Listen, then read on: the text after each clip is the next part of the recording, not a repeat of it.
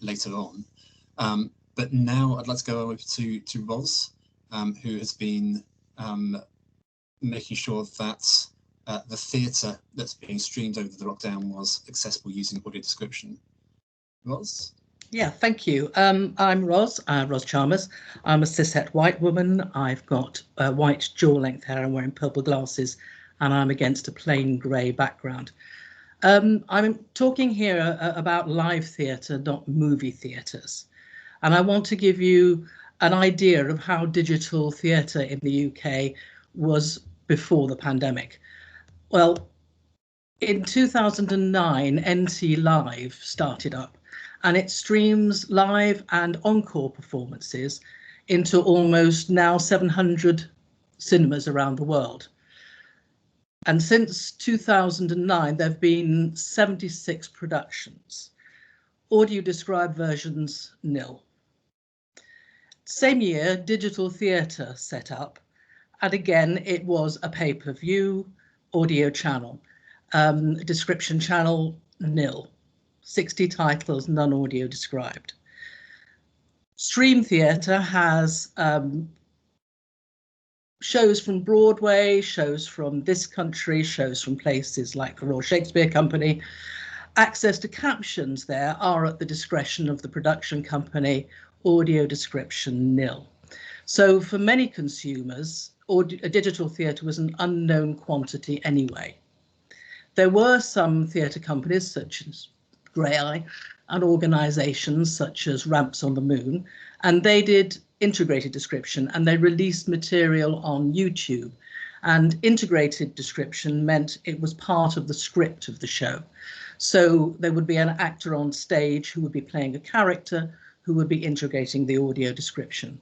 That's quite unusual, and it usually is only in disability-led theatre companies. Having said that, very little access to digital theatre, but even so, fewer than 1% of theatre performances are audio described anyway. So there's very little opportunity for people to come across audio description in live or digital theatre. Now, during the pandemic, everything shut down without very much warning, really, in March 2020. And theatre audio describers, like a lot of other freelancers, were let go. And there was no contact from the theatres they served or from agencies who have previously used them. Agencies like Vocalise, who is a charity in the UK, and they employ quite a lot of describers on a freelance basis. In addition to that, access offices were furloughed or let go entirely. So describers really had nowhere to go. They didn't know what was happening in theatre, and things just started to drift away. There was, in the Old Vic in London, a recognition that there needed to be some kind of access to live theatre. And they started off with a production called Lungs, and Lungs was the last production that they did before the lockdown. And we were about 2 days before the audio described performance. So they decided that they would put that out on a video for those people who had booked for the description. And we really didn't know what to do. We really didn't know what to do, and the digital teams didn't know what to do. So what we did was we recorded the description and they laboriously put it into the video, little bit by little bit. Then they decided that they were going to keep going. They were going to start doing audio described performances live over Zoom. Now, Zoom is not a great platform for audio description. You go through the interpreter base, and it means that your audio description overlays the floor sound, the show sound, and there is a cutoff of about 2 to 3 seconds after you close the mic. So after 2 to 3 seconds after you close the mic, the audience will not hear the show sound. So it really isn't a very good platform, but there was really nothing very much else on offer. And eventually smaller venues and production companies began to approach individual describers in the assumption that we could help. And we were asked to set up home recording areas, to invest in equipment, and to find some kind of platform where we could integrate the audio description with films that we were sent. None of us, I don't know if you've come across any audio describers, we are not the most technically minded of people. None of us really had very much clue. We went to sound engineers, and sound engineers suggested that we use a platform called Reaper. And Reaper, you will know about, it's a digital audio workstation. So we started to use that. We had that platform adapted for us. Most of the work that we do is on material that has been created for captions, and it's not always suitable for audio description. Whenever you go onto a platform that has been developed for captions, something like Stella, there are always things that you need to change. And we managed to get this over time into a really easy piece of kit to work with. So we were able to create audio description, and it was pushed a lot by the fact that the National Theatre at Home had decided that they were going to release a lot of their archive performances, and the digital people came to us and said, solve our problem. So we were able to do it. We were able to use Reaper, create audio descriptions that could be put out on a separate channel. We wrote audio introductions. Audio introductions happen before the show in a theatre, and they introduce the characters, the set and the costumes, so that people hit the ground running, really. They have an idea of the style of the production, who's involved and who the characters are, and what the costumes look like. So we wrote audio introductions, and we introduced those into digital theatre. We were not consulted about touch tours. Touch tours was something that blind and visually impaired people enjoy before the performance, because it gives them a physical connection. They can handle props, they can handle costumes, they can stand on the stage and feel the texture of the stage.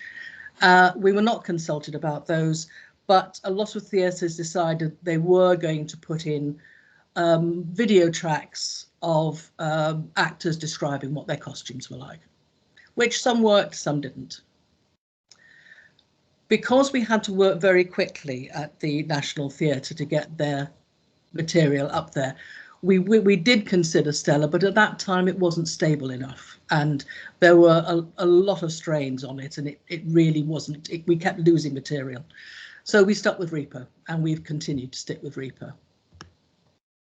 Smaller production companies did rehearsed readings, they did podcasts, and they did integrated description. So we weren't necessarily needed for that kind of work. Larger theatres would love to have been able to contribute and put their work online, but they didn't have any video quality that was good enough for broadcast. It was only a one camera and probably shot from the back, not with a very good lens, so it really wasn't very good for. So a lot of people missed out. Commercial companies, nothing at all came from them. So with NT at Home, we had nobody for NT Live because there was no audio description.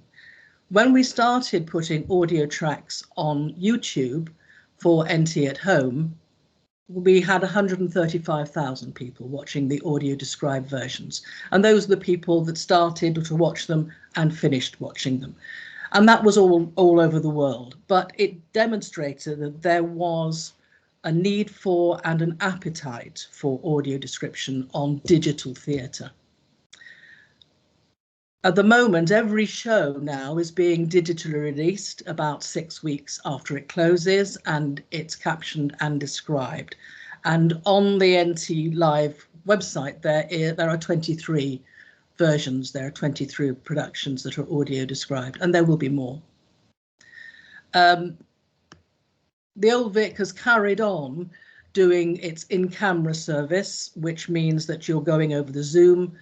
it's not ideal, and I know that the producers of this have decided that it's not something that they want to continue with in that way. The Royal Shakespeare Company released an awful lot of archive performances that were previously available on DVD, and they went on to BBC Culture in Quarantine. I don't believe they were originally audio described, although there was an existing script. AD was added by TV describers, which points up really the fact that we're dealing with a hybrid here, because it was added by TV describers, and we had sort of slight anachronisms, like things like on the battlements at Elsinore Castle in Hamlet, people arrived ostensibly, you know, it was something that rose out of the stage. They get out of the lift and walk onto the battlements was the description. So, you know, there was things that we recognise that you actually have to see the show, you have to understand the aesthetics of theatre in order to give the right kind of experience for people. The Globe Theatre gave no archive performances. It had no archive performances described. It put out Love in Isolation, which were readings of plays, readings of speeches, and now digital live stream is beginning in 2022, and it will be audio described. Bristol Old Vic started out, and they're using live streaming. They have decided that they're going to use something called Ticket Co, and that's really been very successful as live streaming. It's very good quality, but we're currently not able to add audio description to it. The Almeida used a production company called North South Culture, and they had a dedicated sound engineer for the AD, so it gave a very, very good sound. Quite often we're finding that production companies are not being asked how they're going to provide audio description. It's still not embedded within theatres who are booking production companies to work on their shows, that we actually have to find a way, and a good way, to provide audio description. So what about the future? I honestly don't know. There is clearly an appetite for that out there, and people have found that it is a revenue stream for them. But what we don't have, and what has been quite difficult to have at the moment, is any kind of commitment that it will continue. But reading from disabled people, and people who are not able to come to London, and people who are not able to afford theatre, they very much hope the digital will continue. Not instead of, not as an enemy to or rival to live theatre, but a recognition that theatre doesn't always happen in a building, and a theatre doesn't always happen in one way. There are lots of different ways, and this is something that will develop, I hope, over time. Thank you. Thanks, Wells. I am back on. What you said that theatre productions or theatre companies don't seem to be considering the AD when they're booking theatre to companies. What do you think prevents them from doing that? Is it just not thinking about it at the right time, or do you think there's any other factors?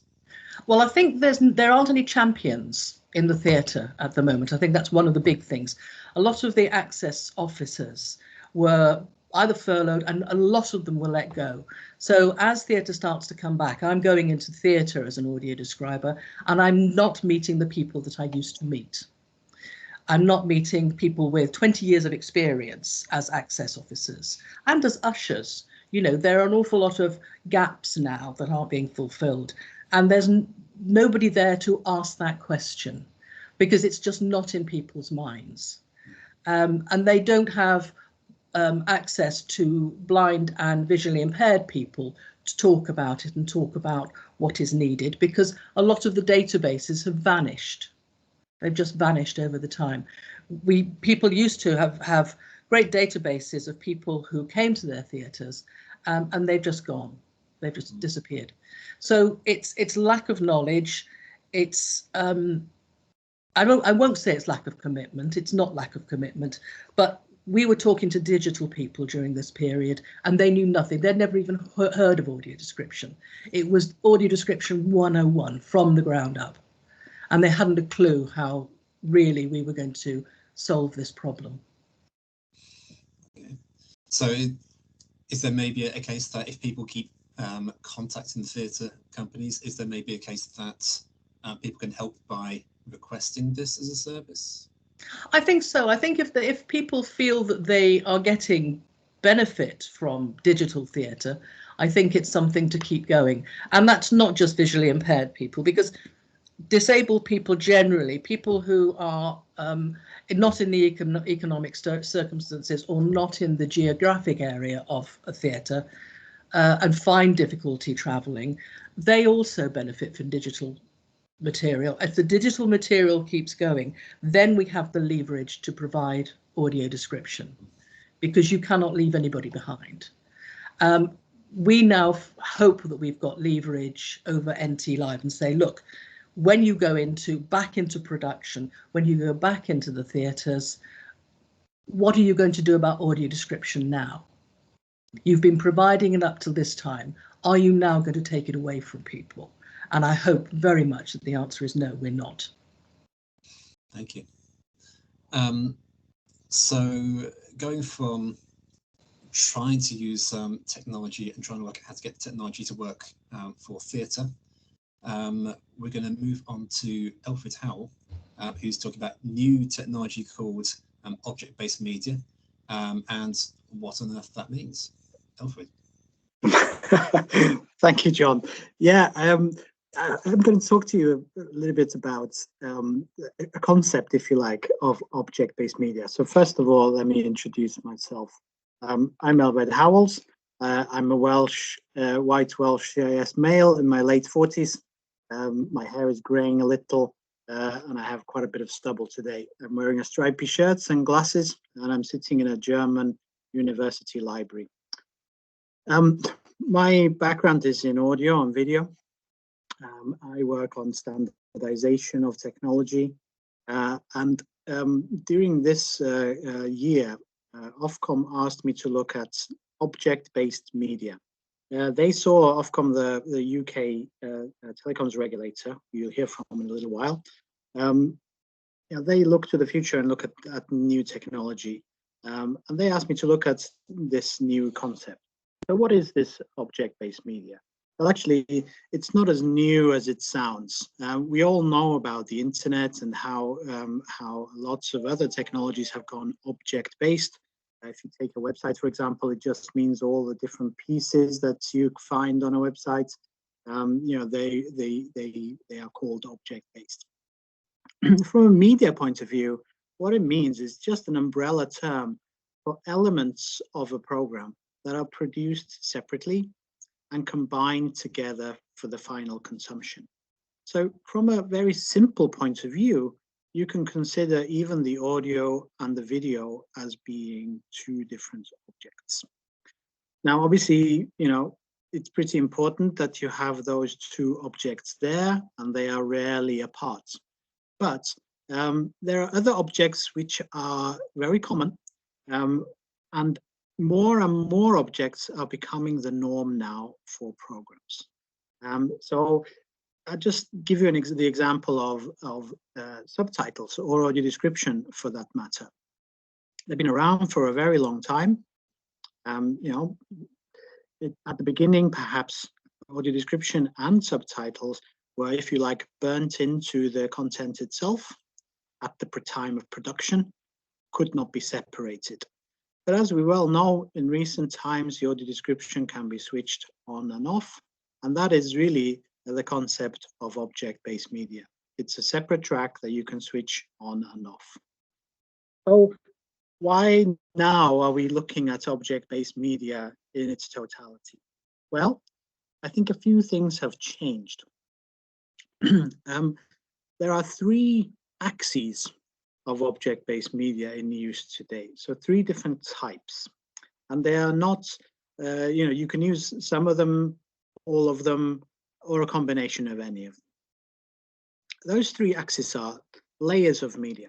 So if you go back to the audio video, audio description, subtitle, signing. Those are all things that can be used at the same time. So on a typical program, you might have the audio, you have a video, you might have subtitling on, you might have audio description on, and you might even have a signer on the same screen. Those are all layers. And more, the technology is allowing those layers to be combined in any combination you like. So you can have subtitle and audio description, you can have signing and subtitle. All of those are selectable now from the user perspective. The second axis of object-based media are chunks. So if you think of, from the point of view of a program, you might have a branching narrative. In other words, a story where you can choose the ending, choose the beginning, choose which way you go in that story. Now, that means that you have elements of the story, lumps, chunks of that story that follow each other. So you might have a chunk of media that is about the forest, and then you can choose whether you want to walk to the left or to the right. And then a new chunk of media comes after that, depending on your decision. So we've seen more and more of these type of programs coming to our screens, and also onto radio, where we can see that more and more use is being made of branching narrative. For example, Netflix have several programs, lots of children's programs, and also a very famous program a few years ago called Bandersnatch. The BBC have done many programs like this, and we see more and more of this arriving from many. The third element, third axis of object-based media is what we call in the reports transmedia objects. Now, these are pieces of content that can be enjoyed separately from the show. So if you think of clips on social media, if you think of trailers, bumpers, and if you think of Amazon's X-ray, where you can press a few buttons and get some descriptions of costumes, which actors, where the content was made, the extra information that comes along with the program. So from the point of view of objects, what we find is that more and more of these objects are being created and being consumed by viewers. As we move more towards content coming digitally, more and more of this becomes easier, and therefore we can see much more of it happen. So there have been lots of experiments. There have been experiments for many years, dating back probably 5-6 years, with a combination of many different kinds of objects. Object-based audio has come a very long way, including how audio description is carried. Also, the ability to choose your language. We heard that earlier from Amazon. All of those elements are coming along. And now we're getting to the point where this is mainstream, and we see more and more object-based media on an everyday basis. Of course, from an accessibility point of view, objects can be very, very helpful. It means that when you create a program, you don't need to create a special program for having the audio description. You don't need to create a separate program for signing. All of those can be switched on and off. It means that the production is perhaps more complicated to begin with, but in the end, it means fewer versions because you are actually carrying the objects separately. But from a production point of view, lots of this stuff is done after the event. So if you consider something like audio description, we heard from Roz earlier, some people are bringing it in right from the beginning. Others are tacking it on the end, let's say. When you have object-based media in production, it means that the person doing the costumes in the original show is taking notes. Those notes, if you like, are attached as objects to the content. And then when the audio describer comes to describe those costumes, he or she has a rich set of content that they can refer to in order to build a better audio description. So the content itself doesn't just come as an old-fashioned piece of film with audio or a tape with audio. It actually comes with many different tracks, pieces of data attached to it, to allow the users in the end and people throughout the production to make better programs. Similarly with subtitling, we used to see that subtitling was being made without having the script. Well, it's much easier if the script was attached to the content so that the people creating the accessibility tracks actually have the ability to see what the director and what the actors were supposed to be saying. From the point of view of how objects work, there's two things attached to an object. One is the content itself, and the other one is a description of what that is. So if you think of a cake being made, when you see the final cake, you don't know what's in that cake. But if you look at the recipe, it says, well, there's this much flour, there's a few eggs, there's a bit of butter.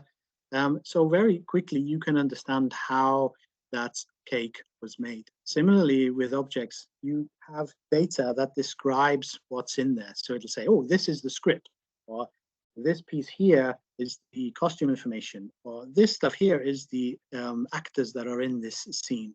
So the metadata goes along with the actual media itself. In terms of how they're put back together again, there's a concept of what's called rendering. And rendering, what that means is that you take all the elements that you want to put together and you paint them back as one picture. So if you've switched on the audio description, then the audio description is painted in with the original audio. Maybe you can also have additional audio if you wanted to add extra sound. If you wanted to add extra pieces, if they were there, you could add those in. The renderer then takes those alongside your own input. So it'll also look and say, okay, well, has the user turned up the audio description or turned down the volume on the audio description? So from that point of view, the user has some input as well. So the user can control each object separately if needed, and the renderer takes that into account. And then you get the final piece put together, and from a user point of view, you can't tell whether the program was put together originally from production or it was put together dynamically as you're watching it. So that's the concept of object-based. What are the key takeaways that we found from doing this research? Well, what we found was a lot of different accessibility, especially accessibility solutions, have been developed. Subtitle is very mature. A complete system for subtitling has been developed and has been useful for many years. Similarly, a separate but equally effective solution for audio description has been designed and works very well. For things like alternative language, that's also a separate system that's been developed. What we are seeing is that now, instead of having a separate system for audio description, another system for subtitling, another one for adding a separate language, there is some movement in the industry to allow frameworks to be there, to allow these pieces to be combined. So that means that it's much easier. You use the same language to describe them, you can attach them to the content in the same way. But from a technical point of view, it makes the production run. Once this is in place, I think what we'll find is very similar to what Daniel was speaking about from Amazon. It makes the production and the creation and the proliferation of things like audio description much easier, because you're then using a simple system that can be used across any media and any different kind of object. So what we found was that I think this is definitely coming. From a broadcaster point of view, it's a case that exactly as Daniel was describing, big production companies and big distributors of content are now saying, okay, well, don't just send me the audio video. I need the audio description. I also need the subtitling. I need the additional language. I need the other pieces. So actually, we're finding that pressure and a desire from the streaming guys is really helping things move along in this area. And there's technical solutions that are also helping. So I think in summary, 3 axes, the layers we have, which means things that you can listen to and watch on top of each other.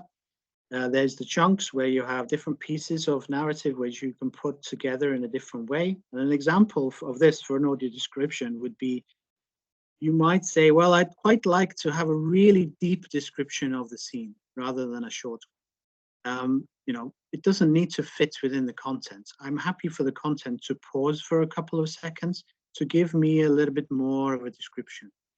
With object-based media, it makes this possible. So you could choose, I want the kind of surface level description, the quick description that fits within the current length of the program. Or you could say, well, actually, I'm really interested in, you know, the background of this play or this drama. I would really like to know more. So then you switch on the enhanced audio description, if you like, and it takes as long as it takes to describe the scene. And the action is paused while the audio describer describes the scene, and then starts up immediately after. All of those kind of things are happening with chunks.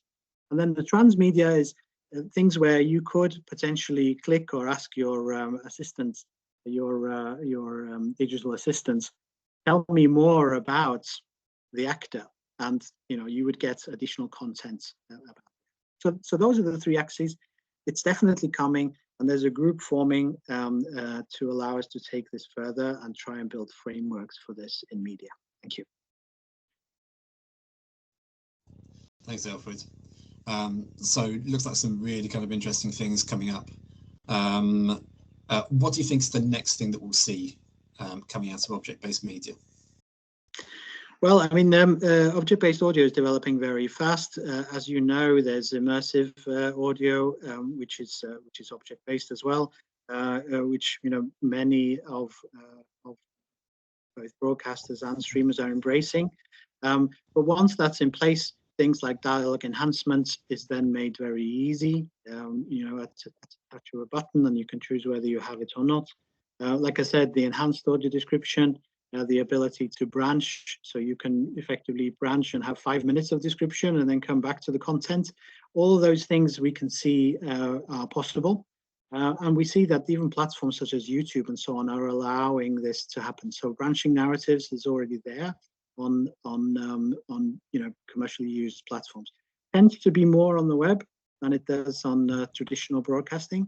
But on traditional broadcast, we will see things like dialogue enhancements, enhanced audio description, and audio description in different languages. So for example, if you switch to the French commentary for the tennis, your audio description will also be in French. So you can you switch both at the same time if you like. So you'll know that you want to switch language totally, not just the voice of commentator.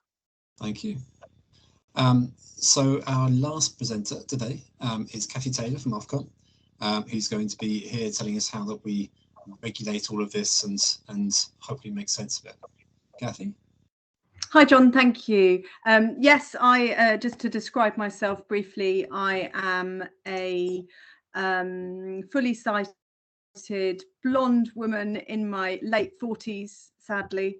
And I, you know, the developments that Alfred has just described are obviously relevant to a lot of Ofcom's work. I'm going to focus here obviously on accessibility, particularly audio description, and how we might regulate any developments. So I think the best place to start is how we regulate accessibility requirements that exist at the moment. So for those of you who don't know, there are legal requirements for the accessibility of broadcast services. So that's requirements for subtitling, audio description and signing. These requirements tend to focus on quantity in terms of detail. So, you know, it's 10% audio description across a broadcaster's catalogue in a year. What they don't, and arguably can't do in some ways, is go into the detail of quality on those access services. And I think that's really what we're talking about in terms of some of these developments, how well those access services work for audiences. Ofcom enforces the sort of numerical quotas, if you like, on accessibility, but we also provide best practice guidelines for broadcasters, which we're currently reviewing, so there will be a chance to feed in there best practice guidelines on how to provide those access services in a way that is most useful to the intended audiences. I'll put some links in the chat afterwards to some of these areas in case that's helpful. I think part of the guidance that we always give to broadcasters is to consult with your audiences. It sounds very simple, and it is very obvious in a way, and it's great to hear some of the work that Amazon's been doing, consulting with its users on the audio description developments. I think that is the way in which you transfer a number on a page into something that actually makes a difference to people. And that can mean many things. I mean, you can get some actual sort of patterns out of that, like people prefer this genre with audio description or not that genre. But I think what I'd like to emphasize today is that what we find, or certainly what others have found in audio description research, so for example, some of the research that went along with the Enhancing Audio Description project, is that people differ. And I think we've already heard that a little bit. So people differ in what they prefer, whether they prefer a synthetic voice or a human voice, or whether they prefer how they like the balance between the audio description track and the original program track. Like everyone else, people with visual impairments differ and want different things. And that leads us inevitably towards customization, which I think is the sort of next step for many in terms of accessibility. And that is great. And it also reflects, I think, something that is increasingly true about the understanding of audiences more generally for media at the moment. So it's you can no longer rely on your audiences to be in just one sort of circumstance, sitting at home, able to hear and see everything in front of the telly. Quite aside from differences in hearing and sight, you might have differences in reading speed, you might have differences in location. If you're in your kitchen or you're on the train or you're watching on a mobile phone, you might be watching on a device that is a bit old and rubbish and doesn't have very good sound quality, or a very, very up to date next generation audio high definition TV in your living room. So I think people are very aware nowadays that people's circumstances differ, and that customization is almost inevitable. The point I want to make, and I'll have to make it quite quickly today, is that with the ability to customize content using object-based media comes complexity, not just for the broadcasters and media providers putting out those services, because in some ways, as Alfred has said, it simplifies this process, but for the consumer, for the audiences, and I think someone once put it to me like this, you want to give people choice, but you don't want people to be able to break it. So there are, if I give you an example, we have accessibility requirements for electronic program guides for television. And earlier this year, the RNIB very kindly hosted a focus group for us to see how well those were working. And aside from the accessibility itself, one of the key issues that was raised with us was, why is there no consistency across interfaces in order to activate some of these functions? So if you want text-to-speech functionality, it will work differently on different devices. Or if you want to watch different services on one device, the accessibility features will work differently. So I think that brings us inevitably towards some kind of standardization, which is both not just in terms of the distribution chain for this stuff, but also in terms of the user interfaces. And that brings us to people working together. Now, again, back to what Ofcom can and can't do. We don't tend to mandate technical standards. It's not realistic in a fast-moving environment, but what we do use is what we call our soft powers.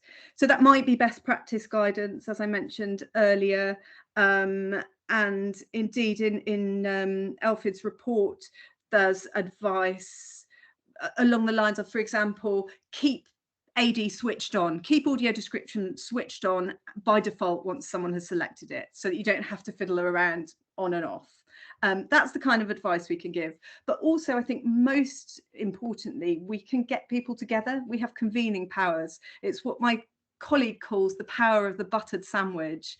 Not so relevant in virtual world, but in the real world, getting people together to talk about this stuff, to iron out some of the obstacles to progress is really the way that we're going to see progress for audiences, rather than everyone going down their own track.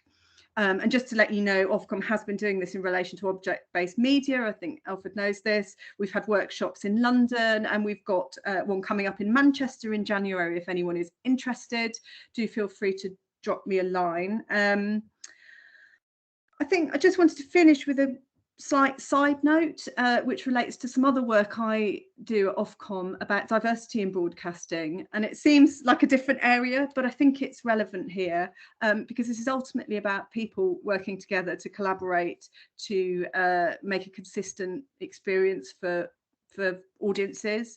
And so it matters who's behind the scenes. So I would, urge anyone listening to think about who, particularly if you're working in a broadcaster or any other business really, to think about who is in your organisation, who is in those decision-making positions, and whether they reflect the full range of experiences of your audiences. So, for example, we do work to look at how represented disabled people are in broadcaster workforces. And again, I'll put a link to that work in the chat in case anyone's interested. But John, that was the quick whiz through what I wanted to say today. I think I've left us with 3 minutes. Yeah, we're running up to the end. You talked about the power of the buttered sandwich there. And obviously Ofcom also has the power to regulate. How easy is it, do you think, to kind of get that balance between the two? Is it obvious which one to choose, or is it? It's sometimes obvious. I mean, the bottom line is we regulate when it's not happening otherwise. So we've done a lot of work recently on on-demand accessibility, where there is some great provision of audio description and subtitling, but it's patchy because there is arguably because there is no requirement. I mean, just say obviously Ofcom cannot make regulations. That's a legislative process, which we're going through now with the on-demand requirements. But I think that's the bottom line. There's no need to make people do stuff they're doing already. And in fact, in some ways, it's better that it's not a regulation, because when it's a regulation, people tend to see it as a maximum. Like, I'll do maximum 10% audio description, but really we want people to see it as a minimum and just a starting point for thinking about all those varied audiences they have. And that's a good example, isn't it? Because you've got a legal quota of 10% audio description, but you're sometimes seeing 30, 40%. Up to 60% on some channels, we find. Yes, because people have embraced the principle of why they would want to do this in the first place. I mean, again, Elfid's report goes into some, when there's not a clear and immediate financial imperative for doing some of this stuff, then maybe you need a nudge. Yeah, but more power to buttered sandwich is what you're saying. Yeah. Brilliant. I think that's taken us pretty much right up to the end. I'm sorry that we didn't have any chance to answer any more questions, but I'm sure if you kind of put any questions in the chat, we'll be able to come back to those and we can answer them. Yeah, that's just excellent. Thank you everyone for joining, and thank you all of our panel members for for giving us that insight onto their work. Thank you. Thanks all. Thanks, John. Thanks, Kathy. Thanks, Alfred.